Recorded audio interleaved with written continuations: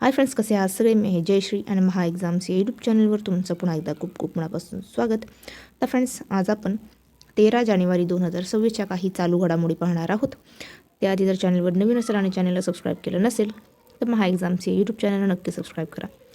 चला तर मग आपल्या आजच्या विषयाकडे. तर 13 जानेवारी 2026च्या चालू घडामोडी. तर प्रथम, इंदोरची भागीरथपुरा भागात दूषित पाण्यामुळे झालेल्या मृत्यूच्या घटनांनंतर आरोग्य प्रशासनाने या जलजन्य आजाराच्या उद्रेकाला अधिकृतपणे साथीचा रोग म्हणून घोषित केलेले आहे. तामिळनाडू सरकारने भारतातील पहिले समर्पित डीप टेक धोरण Tamil Nadu deep tech startup policy 2025-26 सुरू केलेले आहे. तामिळनाडूचे मुख्यमंत्री आहेत MK स्टॅलिन. पुढे पाहूया. खान सुरक्षा महासंचालयाने झारखंडमधील धनबाद येथे 125वा स्थापना दिन साजरा केला. पुढे पाहूया.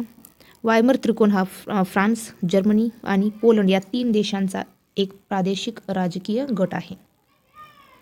पुढे पाहूया. स्वामीनाथन रिसर्च फाउंडेशन व KE पन्योर जिल्हा प्रशासनाच्या सहकार्याने अरुणाचल प्रदेशामध्ये भारताचा पहिला जैव आनंदी जिल्हा विकसित केला जात आहे. पुढे पाहूया. गुजरातचे मुख्यमंत्री भूपेंद्र पटेल यांनी गांधीनगरमध्ये आशा वन ही कर्करोग तपासणी मोबाईल युनिट सुरू केलेले आहे. पुढे पाहूया.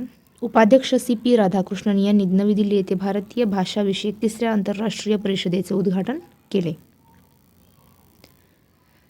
पुढे पाहूया. डोनाल्ड ट्रम्प यांनी अमेरिकेला 66 आंतरराष्ट्रीय संघटनांमधून बाहेर पडण्याचे आदेश दिले आहे. जगातील सर्वात मोठी विद्युतकृत रेल्वे व्यवस्था भारतीय रेल्वे राज्य आहे. विल फॉर पीस 2026 लष्करी सराव दक्षिण आफ्रिका देशात आयोजित केला जात आहे. अणुऊर्जा नियामक मंडळाचे अध्यक्ष म्हणून AK बालसुब्रमण्यम यांची नियुक्ती करण्यात आलेली आहे.